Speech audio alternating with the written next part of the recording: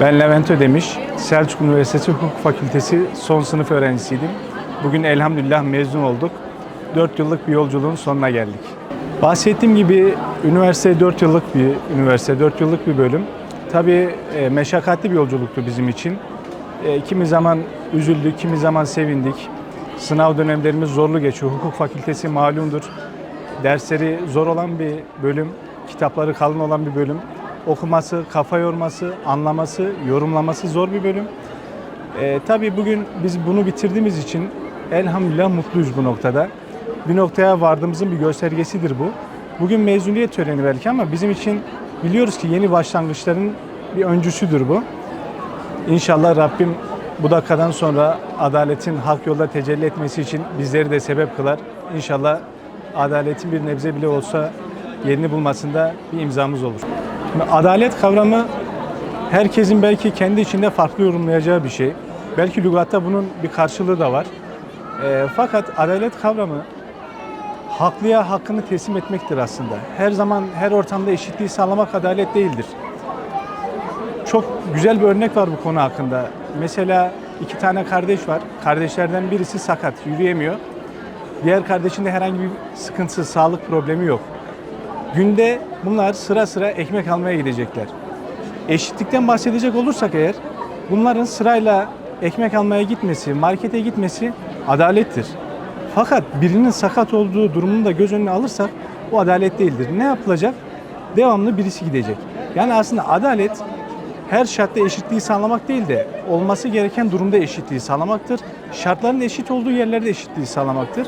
Onun dışında duruma göre, olaya göre farklı yorumlanabilir. Biz bugün mezun olduk. İnşallah bu bölüme dair meslekleri icra edeceğiz. Bunun için çaba göstereceğiz. Tabii ki fakülteyi bitirdikten sonra hakimlik, savcılık sınavları var, avukatlık sınavları var. Kaymakam olabilirsin, devletin önemli yerlerinde yönetici olabilirsin. Tabii burada aslında topluma bir rol model de olabilirsin. Çünkü sen tabiri caizse rafta bir insansın. Millet sana bakarak bir şeyleri yorumlayacak. Sen bugün adaletin temsilcisiysen sana bakarak adaleti yorumlayacaklar. İnşallah biz de yapmış olduğumuz meslekte, örnek veriyorum, avukatlık olabilir. Hak yolda, hakkı savunarak devam etmek istiyoruz. Millete yardım etmek istiyoruz. Bu işin sadece maddi menfaat değil de uhrevi anlamda da insanların bir kurtuluşuna vesile olacak şekilde onlara yardımcı olmak istiyoruz. Gazze'de yaşanan insani krizde hepimizin malumudur. İsrail'in orada yıllardır geçmişten beri gelen zulmü söz konusu. Bir katliam söz konusu, soykırım söz konusu, hukuk dilinde söyleyecek olursak.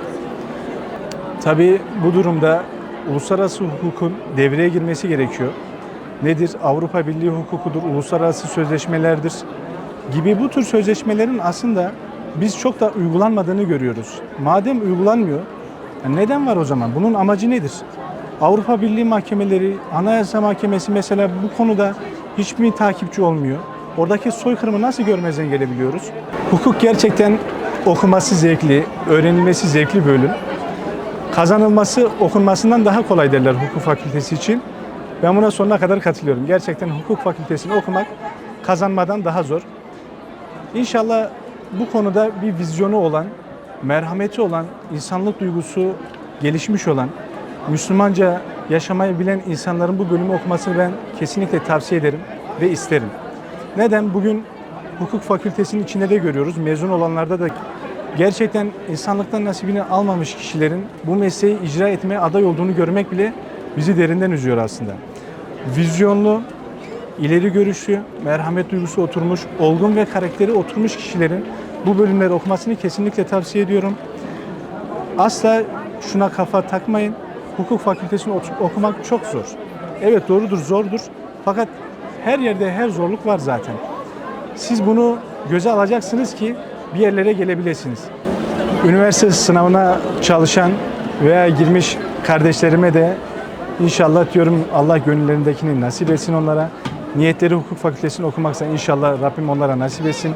Onların iyi bir insan olmasına, adaletli bir insan olmasına öncülük etsin. Allah yardımcılar olsun diyorum.